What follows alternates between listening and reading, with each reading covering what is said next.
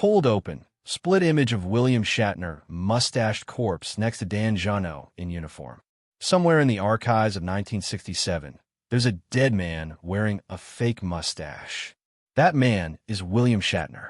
And the character he's playing isn't Captain Kirk. It's Kirk's brother. And he's already a corpse before the episode even starts.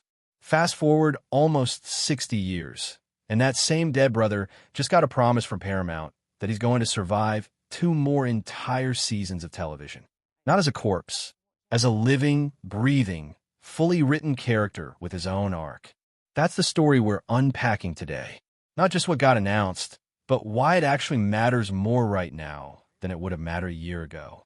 Because behind this casual convention panel comment is a much bigger, much stranger story about what's happening to Star Trek as a franchise in 2026. Stick around, because the second half of this gets genuinely interesting. Let's start with what actually happened. At a fan convention called Trek Long Island, 3 cast members from Star Trek Strange New Worlds took the stage. Celia Rose Gooding, who plays Uhura, Chris Myers, and Dan Jeannot, the actor who plays Lieutenant Sam Kirk, the older brother of a certain future starship captain. Jeannot confirmed something fans have been quietly wondering about for years. He's not just in Season 4. He's in Season 5 too. His exact words were that he's in it, quote, till the end. Now, on its own, that's a nice piece of trivia. An actor confirming his contract runs through the final season of a show. Happens all the time. But the context around this particular confirmation is what makes it worth an entire video. If you're not a lifelong Star Trek historian, you might be asking a very reasonable question right now. Who is Sam Kirk, and why should anyone care if he survives to the finale? Here's the thing. Sam Kirk existed in Star Trek canon decades before Strange New Worlds ever existed.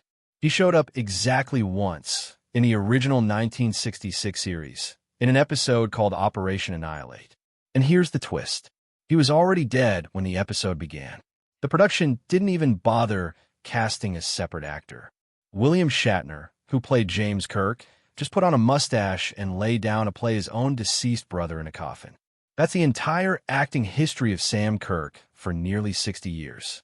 A body double played by the same guy, wearing facial hair as a costume.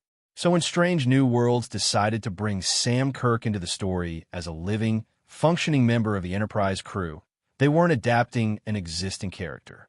They were building someone from a single line of dialogue and an empty casket. Dan Jeannot put it best himself.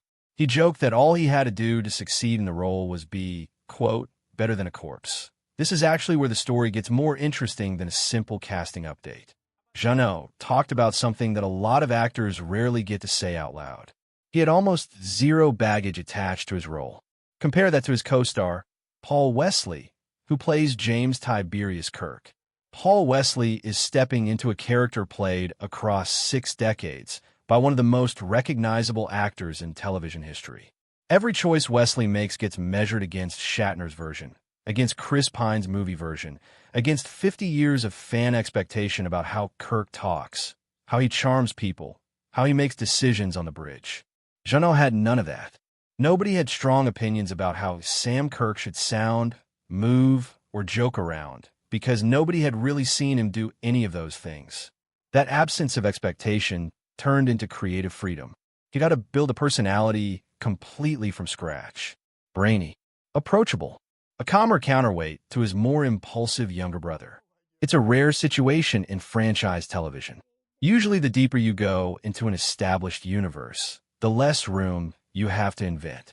Sam Kirk is one of the only characters in this entire show who arrived as a nearly blank page point. One of the more entertaining wrinkles in Sam and James Kirk's relationship on the show involved a character everyone already loves, Spock. Spock and James Kirk have one of the most famous friendships in television history. It's basically foundational to the entire franchise.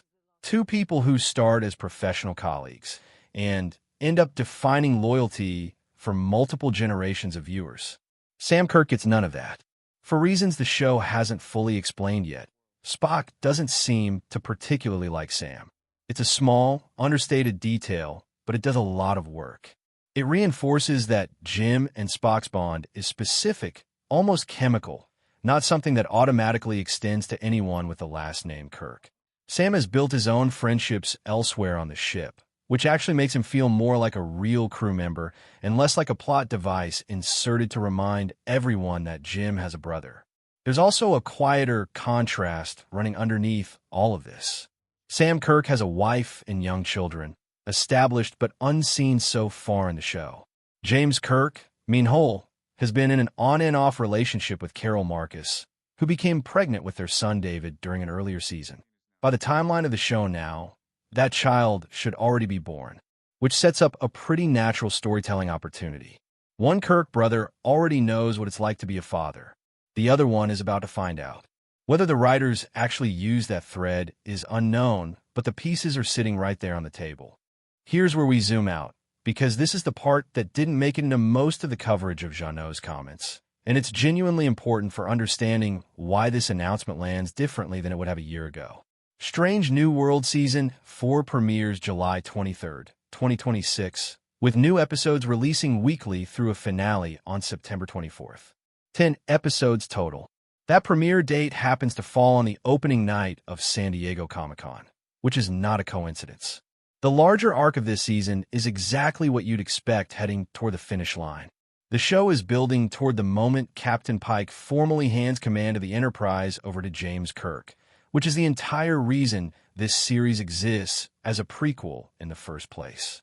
Reporting around the season has noted a much heavier focus on the friendship between Kirk and Spock specifically, along with promotional materials showing the two sharing a notably emotional embrace, feeding ongoing fan discussion about just how deep that bond is meant to be read. Season 5, already filmed and waiting in the wings, will be the show's actual ending. It's a shorter run, 6 episodes instead of 10, expected sometime in 2027. Now here's the piece of context that changes how this whole story should be read. For years, there was an assumption floating around the fandom, encouraged at times by the show's own creative team, that Strange New Worlds could eventually lead directly into a spin-off. Something built entirely around a young Captain Kirk's first year in command, unofficially referred to by fans and some producers as Star Trek Year One. That plan appears to be dead. In the spring of 2026, reports surfaced that the physical sets used for Strange New Worlds, including the Enterprise Bridge, Captain Pike's Ready Room, and the ship's science lab, were being physically torn down at the studio in Toronto. Around the same time, Star Trek, Starfleet Academy, the other live Star Trek show airing on Paramount Plus, was canceled outright after its already filmed second season. For the first time in nearly a decade, there was no Star Trek series in active production and nothing newly greenlit. One executive producer had previously suggested the Enterprise sets were merely being placed in storage, which kept a small flame of hope alive for that Kirk spinoff. The teardown put that hope out.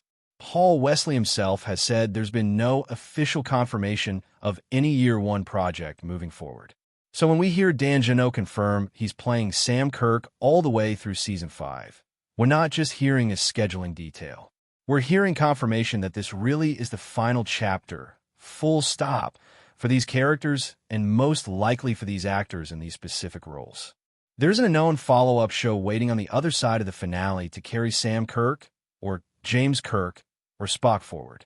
Season 5 is quite possibly the last time any of them appear as these characters, at least for the foreseeable future.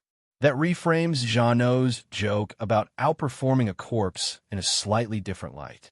Sam Kirk got resurrected from one line in a 60-year-old episode, given a full arc across 5 seasons, and now he's heading toward an ending with no clear sequel waiting to extend his story further.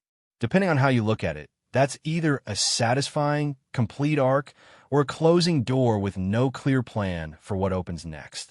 The article that sparked this whole conversation raised one more detail worth sitting with. Strange New Worlds is reportedly going to explain, on screen, the actual reason Sam Kirk departs the Enterprise once his younger brother takes command. That's a fairly loaded piece of storytelling. It suggests the writers aren't treating Sam as a background character who simply fades out of frame once his purpose is served. They're planning to give him an actual exit, a reason, presumably tied to character rather than convenience. Given everything we now know about where the franchise stands, that exit might carry more emotional weight than the writers originally intended. Not just as Sam Kirk leaving the ship, but as one of the last original characters from this era of Star Trek getting a proper, deliberate goodbye at a moment when the franchise itself doesn't have an obvious next chapter lined up. So, to sum up where things stand. Sam Kirk is confirmed through the end of the series. Dan Jeannot got to build the character with almost no expectations attached, which he clearly enjoyed. The show is heading toward the formal changeover of the Enterprise from Pike to Kirk, and the wider Star Trek television landscape is currently on unusually shaky ground, with sets torn down and no new series greenlit. 2 more seasons left. One captain handing off the ship to another.